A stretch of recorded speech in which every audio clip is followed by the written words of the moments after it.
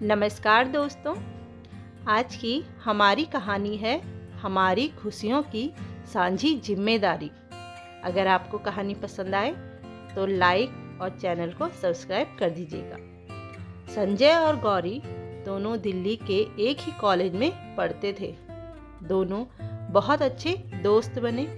दोस्ती कब प्यार में बदली दोनों को ही पता ही नहीं चला। संजय की दिल्ली में ही मल्टीनेशनल कंपनी में जॉब लग गई। दोनों ने एक दूसरे का साथ निभाने का फैसला किया।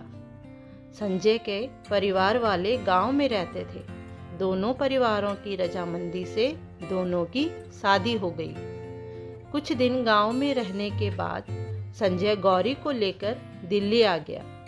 दिल्ली आकर गौरी ने संजय से अपने जॉब के बारे में बात की तो संजय ने ये कहकर टाल दिया कि हमें बच्चे के बारे में सोचना चाहिए। गौरी भी संजय की बात से राजी हो गई। समय यूं ही बीत रहा था। गौरी घर गृहस्थी में रच बस गई थी। दोनों अपनी छोटी सी दुनिया में खुश थे। नन्हे वैभव ने आने की आहट दी तो दोनों बहुत खुश हुए। इसी बीच संजय और ने EMI में एक फ्लैट भी खरीद लिया। समय बीता और वैभव भी स्कूल जाने वाला हो गया।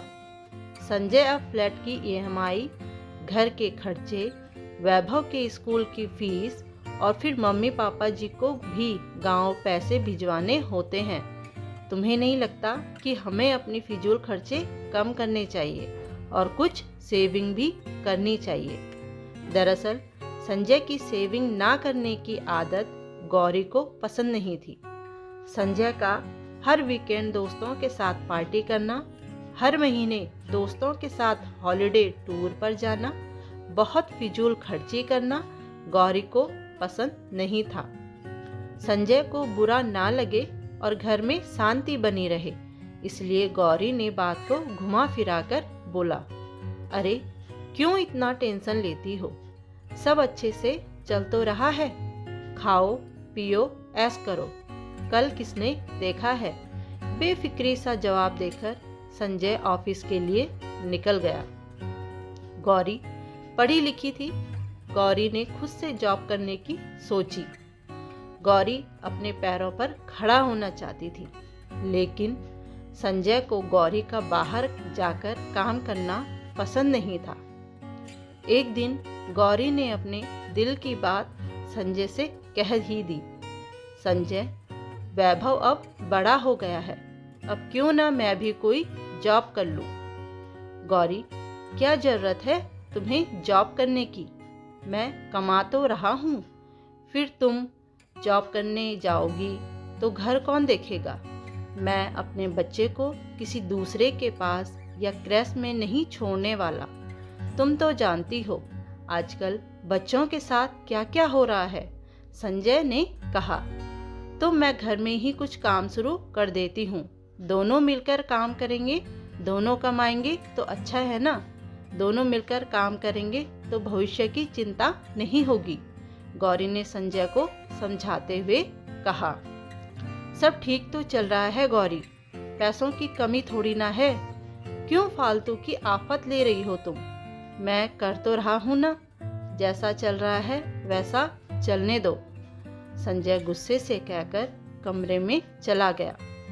गौरी अपना मन लेकर बैठ गई। संजय को समझाने का कोई फायदा नहीं सोचकर अपने काम में लग गई। गौरी ने एक दिन एक साइट के बारे में पढ़ा जिससे घर बैठे कमा सकते थे। फिर क्या था, गौरी जल्दी से अपने सारे काम निपटाकर फिर ऑनलाइन काम शुरू कर देती। गौरी ने यह बात संजय से छुपानी ही बेहतर समझी। ऐसे ही समय बीतता गया।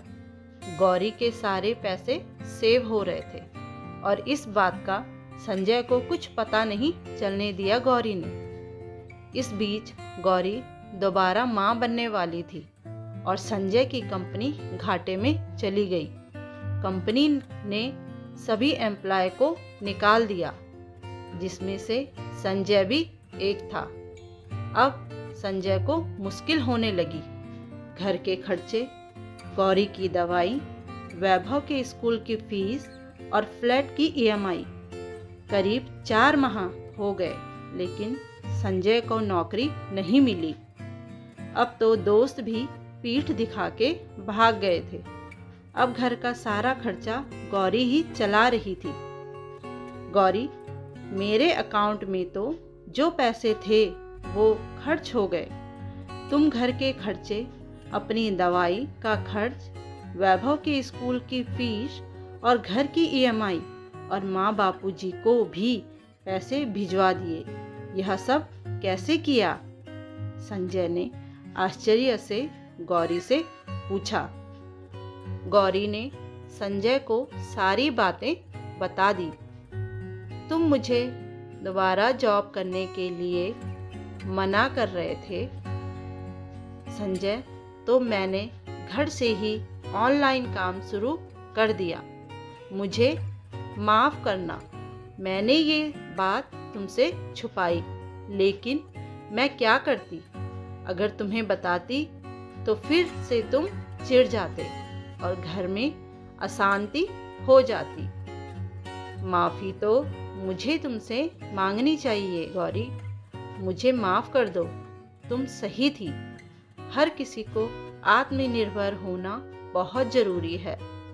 कल कैसी भी परिस्थिति हमारे सामने आ सकती है।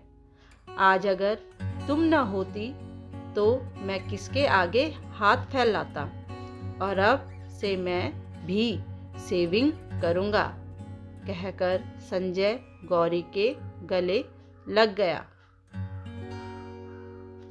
गौरी खुश थी कि देर से ही सही, लेकिन संजय को उसकी गलती का एहसास तो हुआ, और अब संजय को गौरी के जॉब करने से कोई परेशानी नहीं थी। कुछ दिनों बाद संजय की दोबारा जॉब लग गई और गौरी ने बहुत प्यारी सी बेटी को जन्म दिया। गौरी ने फिलहाल बेटी की देखभाल के लिए अपना ऑनलाइन काम ही चालू रखा। दोनों अपनी छोटी सी दुनिया में खुश थे। दोस्तों, सही बात है ना? अगर हम आत्मनिर्भर हैं तो कल हमारे सामने कैसी भी परिस्थिति आए, हम उसका डटकर मुकाबला कर सकते हैं। अगर आपको कहानी पसंद आई हो तो कमेंट में बताइएगा और मेरे चैनल को सब्सक्राइब कर दीजिएगा। धन्यवाद।